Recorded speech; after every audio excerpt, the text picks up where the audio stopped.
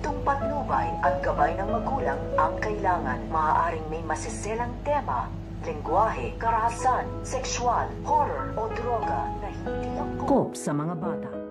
Sa pagpunta nito nga ni Lucy dito nga sa flower shop na negosyo nga nila nito nga ni Joyce ay maaabutan nga dito na magkausap ito nga si Joyce at ito nga si Tara. Kaya nga ito nga si Lucy ay nahuli na nga niya sa akto na alam na nga daw dito nito nga daw ni Joyce ang buong katotohanan tungkol nga sa pagpapalit nga nila ng kaluluwa nito nga daw ni Tara. Kaya nga ito nga si Joyce at ito nga si Tara ay umiisip nga sila dito ng dahilan upang hindi nga sila mabisto nito nga daw ni Lucy. Pero huli na nga dito ang lahat dahil narinig na nga nito nga ni Lucy ang kanilang pag-uusap tungkol nga dito nga sa paghahanap nila dito nga kay Apo Berta at hindi nga nila ito ipapaalam dito nga kay Darius at kay Lucy. Ito nga ang pagkabilin-bilin nito nga ni Mamita dahil nga si Apo Berta ang makakatulong dito nga kay Tara upang makabalik nga ito sa kanyang tunay na katawan. At yun na nga dito ang nadinig nito nga ni Lucy. Kaya alam na nga dito nito nga ni Lucy na alam na nga